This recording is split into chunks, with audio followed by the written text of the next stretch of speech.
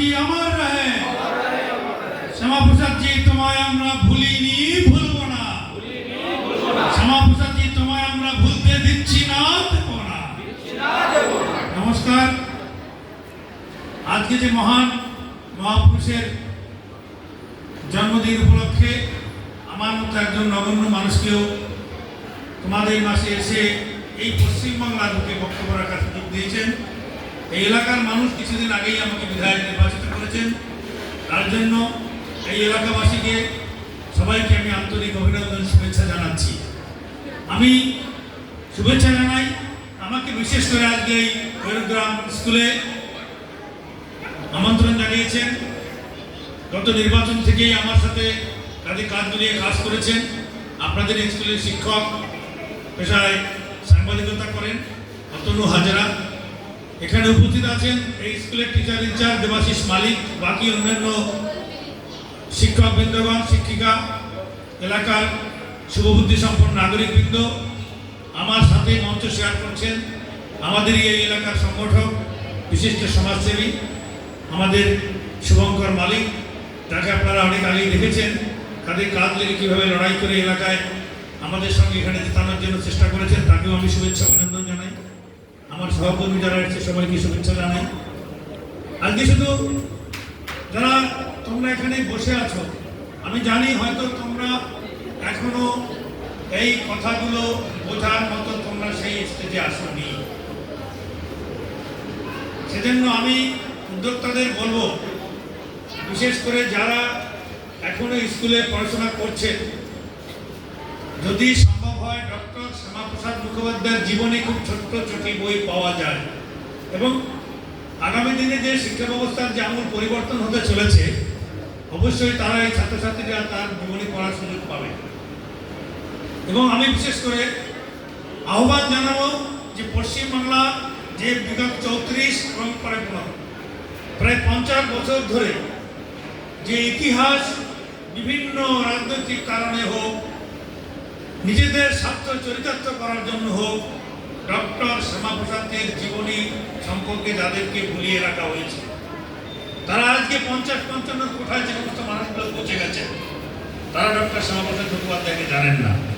যদি তারা সেই সময় জানতেন তাহলে বাংলার ইতিহাসটা আজকে অন্যভাবে লেখা হতো। যে বাংলা একদিন বলতো Bengal things tomorrow, India Bengal things today, India things tomorrow. যে বাংলা আমাদের ছিল ডক্টর শ্যামাপ্রসাদ মুখোপাধ্যায়ের সময়। যে ডক্টর শ্যামাপ্রসাদ মুখোপাধ্যায় স্বাধীন ভারতের প্রথম ইন্ডাস্ট্রি মিনিস্টার ছিলেন স্বাধীন ভারতের, জানেন আমাদের লোকরা। যে ডক্টর শ্যামাপ্রসাদ মুখোপাধ্যায় সব থেকে কম বয়সে একজন বিশিষ্ট শিক্ষাবিদ ছিলেন এবং সব থেকে কম বয়সে সেদিনকার সেই গৌরবময় ইউনিভার্সিটি, কলকাতা ইউনিভার্সিটির ভাইস চ্যান্সেলর অর্থাৎ প্রধান তিনি ছিলেন। মাত্র 23 বছর বয়সে এত মেধাবী ছাত্র। তার বাবা ছিলেন ডক্টর আশুতোষ মুখোপাধ্যায়, যাকে বাংলার বাঘ বলা হতো। তার সুযোগ্য পুত্র ডক্টর শ্যামাপ্রসাদ মুখোপাধ্যায়, তিনি অনেক সুখের জীবনযাপন করতে পারতেন। অনেক ভালো চাকরি, উপাচার্যের মতো চাকরি তিনি পেয়েছিলেন। তিনি শুধুমাত্র দেশাত্মবোধের কথা ভেবে, দেশের কথা ভেবে, দেশের নাগরিকদের অত্যাচারের বিরুদ্ধে প্রতিবাদ করে তৎকালীন মন্ত্রিসভা থেকে পদত্যাগ করে এসে আমাদের এই বাংলাকে বাঁচিয়েছিলেন। এই বাংলা, কারণ বাংলা ভাগ করে দিয়েছিল ব্রিটিশরা। ব্রিটিশরা তাদের বদ্ধ কামরায় বসে শুধুমাত্র কিছু খেয়াল খাসি বা স্বার্থসিদ্ধি পরিচালনা করার জন্য আমার এই সোনার বাংলাকে ভাগ করে পাকিস্তানের মধ্যে দিয়ে দিয়েছিলেন। আজকে সেদিন যদি ডক্টর শ্যামাপ্রসাদ মুখোপাধ্যায় তার মন্ত্রিসভা থেকে পদত্যাগ করে, তিনি ওই চাকরি থেকে পদত্যাগ করে যদি বাংলার মানুষের পাশে দাঁড়িয়ে আন্দোলন না তৈরি করতেন, তাহলে জানো লজ্জা লাগে বলতে, তাহলে আমাদের আজকে পরিচয় হতো আমরা পাকিস্তানি লোক থাকতাম। পাকিস্তানি ভাবতে পারো, এই ইতিহাসকে আমাদের জানতে দেওয়া হয়নি। বিশ্বাসঘাতকতা করা হয়েছে বাঙালি সমাজের প্রতি। 34 বছরে বামপন্থীরা করেছে। মাও সেতুলাল লেনিনের ছবি বুকে আঁকড়ে রেখে সেই ইতিহাসের পাতার মধ্যে ঢুকিয়ে দিয়েছে। তারপরে বিগত 15 বছর যে সরকারটা চলেছিল, তারাও শ্যামাপ্রসাদকে বারে বারে অপমান করেছে। অর্থাৎ যার জন্য আজকে আমরা পশ্চিমবঙ্গ পেলাম। আমি আমার ছোটবেলা থেকে যখন 11 ক্লাসে পড়তাম তখন আমি ডক্টর শ্যামাপ্রসাদকে জানতে পেরেছিলাম।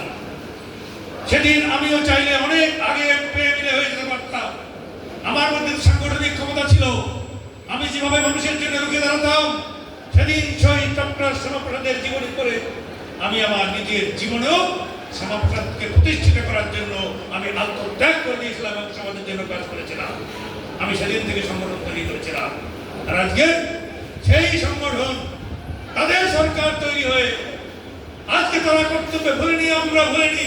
তাই ডক্টর শ্যামাপ্রসাদের তার জীবনীকে পশ্চিমবাংলার ঘরে ঘরে ছড়িয়ে দেওয়ার জন্য আমরা আজকে সচেষ্ট হয়েছি এবং প্রত্যেকটি স্কুলে, কলেজে, প্রত্যেকটি পাড়ায়, গ্রামে আজকে ডক্টর শ্যামাপ্রসাদের কাহিনী আমাদের জানতে হবে। কারণ আমাদের 50 বছর অনেক পিছিয়ে দিয়েছে। আমি আগেই বলেছিলাম আমাদের এই রাজ্য সারা পশ্চিমবাংলার মধ্যে 1 নম্বরে ছিল শিল্প, কল কারখানায়। আমি দেখতে বাংলা সারা ভারতবর্ষকে পথ দেখাত। সেই বাংলা শুধুমাত্র পিছাতে আজকে বিহারের মতো যেখানে জঙ্গল রাজত্ব হচ্ছে, সেই বিহারের পিছনে আমাদের বাংলাকে নিয়ে গেছে। তাহলে কেন হলো? তার কারণ বাঙালিদের সত্যিকারের ইতিহাস জানতে দেওয়া হয়নি। বাঙালিরা ইতিহাস জানতে পারেনি। ডক্টর শ্যামাপ্রসাদ মুখোপাধ্যায়ের মতো, যিনি এক দেশ এক নিশান এক বিধান, তিনি বলেছিলেন যে কাশ্মীর আমাদের অবিচ্ছেদ্য অঙ্গ। তোমরা হয়তো জানো না, কিন্তু যাদের বয়স আজকে 55-60-এর কোঠায়, তারা সেদিন দেখেছিলেন যে ডক্টর শ্যামাপ্রসাদ মুখোপাধ্যায় তিনি ঘোষণা করেছিলেন আমাদের কাশ্মীর আমাদের ভারতবর্ষের অবিচ্ছেদ্য অঙ্গ। সেই কাশ্মীরে যেতে গেলে তখনকার দিনে পাসপোর্ট লাগতো। একজন ভারতীয় হয়েও তাকে পারমিট নিয়ে আমাদের ভূস্বর্গ কাশ্মীরে যেতে হতো। তিনি তার বিরুদ্ধে প্রতিবাদ করেছিলেন। তিনি বলেছিলেন এক দেশ এক নিশান এক বিধান, এক দেশে 2 নিশান 2 বিধান 2 প্রধান, নেই চলেগা। এই স্লোগান দিয়ে তিনি এটাকে অমান্য করে, আইন অমান্য করে কাশ্মীরে প্রবেশ করেছিলেন। আর যেদিন কাশ্মীর প্রবেশ করেছিলেন, শ্যামাপ্রসাদের আওয়াজকে বন্ধ করার জন্য তৎকালীন ব্রিটিশ সরকারের সহায়তায় এবং তৎকালীন কংগ্রেস সরকার প্রধান তাকে হত্যা করার জন্য চক্রান্ত করেছিল। এবং কাশ্মীরের জেলে যখন তিনি এই আন্দোলন করে পাঞ্জাবের শিয়ালকোট থেকে যখন কাশ্মীরের জম্মুতে প্রবেশ করলেন, সঙ্গে সঙ্গে একটা সুস্থ সবল নেতৃত্ব দেওয়া মানুষ তাকে কাশ্মীরের জেলে বন্দী করা হলো, জম্মুর জেলে। এবং সেই জেলে তাকে স্লো পয়জনিং করে কিছুদিনের মধ্যে তাকে মেরে দেওয়া হলো। এই ডক্টর শ্যামাপ্রসাদ মুখোপাধ্যায়, যিনি অনেক সুখে থাকতে পারতেন, তিনি ইংরেজদের কাছ থেকে আমাদের পশ্চিমবঙ্গ ছিনিয়ে আনলেন। যে বাংলার কলকাতাটাকেও পাকিস্তানের মধ্যে দিয়ে দিয়েছিলেন, সেখান থেকে ছিনিয়ে এনে আন্দোলন তৈরি করে বাংলাকে ভাগ করে পশ্চিমবাংলা অর্থাৎ 2 ভাগ করে দিয়ে একটা ইস্ট পাকিস্তান অর্থাৎ বাংলাদেশ তৈরি হলো। আর আমাদের এই অংশটা পশ্চিমবঙ্গ হলো। তারপরে কাশ্মীরের জেলে এক নিশান এক বিধানের স্লোগান তুলে তিনি যখন প্রবেশ করলেন, শ্যামাপ্রসাদের আওয়াজ চিরতরে বন্ধ করে দেওয়ার জন্য ষড়যন্ত্র করে একজন বিশিষ্ট শিক্ষাবিদ, দেশের একটা উজ্জ্বল নক্ষত্রকে চিরতরে তার আওয়াজ বন্ধ করে দেওয়ার জন্য চক্রান্ত করে কাশ্মীরের জেলে তাকে স্লো পয়জনিং করে মেরে দেওয়া হলো। যার নিঃস্ব দেহ যেদিন কলকাতায় এসেছিল, লাখ লাখ মানুষ সেদিন কলকাতার রাজপথে পা মিলিয়েছিলেন। তারা সেদিন জানতে চেয়েছিলেন কেন ডক্টর শ্যামাপ্রসাদকে মেরে দেওয়া হলো। আর শ্যামাপ্রসাদের সেই বিচার আজও হলো না। তাই ডক্টর শ্যামাপ্রসাদের আত্মা, তার বাণী বিচারে নীরবে নিভৃতে কাঁদে। আর আজকে সেই শ্যামাপ্রসাদকে আমরা আগামী দিনে স্কুল কলেজ পশ্চিমবাংলার প্রত্যেকটি পাড়ায় গ্রামে ছড়িয়ে দেওয়ার জন্য আমাদের বর্তমান সরকার মাননীয় মুখ্যমন্ত্রী 22 সদস্যের হাই পাওয়ার সরকারি কমিটি তৈরি করেছে। এবং সেই কমিটিতে আমি যার হয়ে ছোটবেলা থেকে প্রচার করেছি, যার কথা বাংলার আনাচে কানাচে তুলে ধরেছি, আপনাদের এলাকার বিধায়ক হিসাবে ওই হাই পাওয়ার কমিটিতে আমাকে একজন বিধায়ক হিসাবে দায়িত্ব দিয়েছে। এবং আগামী দিনে সারা পশ্চিমবাংলায় ডক্টর শ্যামাপ্রসাদের বাণী নিয়ে সরকারিভাবে সরকারের নিয়ন্ত্রণে সারা পশ্চিমবাংলায় শ্যামাপ্রসাদকে আমরা জাগিয়ে তুলব। এবং শ্যামাপ্রসাদ যাকে ভুলে গেছি তার আমরা বাণী আমরা বিভিন্ন এলাকায় এলাকায় ছড়িয়ে দেবো। তাই আজকে এই দিনে ডক্টর শ্যামাপ্রসাদের আজকে জন্মদিন। সেই জন্মদিনে আমরা যারা ছাত্রছাত্রীরা তোমরা আছো ডক্টর শ্যামাপ্রসাদকে জানো এবং নতুন করে পশ্চিম বাংলার ইতিহাস লেখা হবে। নতুন করে পশ্চিম বাংলা আবার স্বমহিমায় ভারতবর্ষের মধ্যে ১ নম্বর জায়গায় যাবে, সেরকম প্ল্যানিং হচ্ছে। আগামী দিনে তোমরা দেখতে পাবে। তাই তোমরা আজকে কিশোর সমাজ, তোমাদের মধ্যে আমি বলে যাই, সব শিশুর মধ্যেই ঘুমিয়ে আছে শিশুর পিতান্তরে। যে কবি বলেছেন, সেই তোমাদের মধ্যে সেই সুপ্ত বাসনাকে জাগ্রত করো। তোমাদের প্রত্যেকের মধ্যে ট্যালেন্ট আছে। এখন থেকে তোমরা প্রতিজ্ঞা করো যে আজকে আমরা একদিন বড় হয়ে আমরা আইএএস, আইপিএস, ডাক্তার, ইঞ্জিনিয়ার তৈরি হব। জন্ম হোক যথাযথা, কর্ম হোক ভালো। তাই জন্ম যেখানেই হোক না কেন, গরিব হয়ে জন্মগ্রহণ করা অপরাধ নয়, কিন্তু গরিব হয়ে মৃত্যুবরণ করা অপরাধ।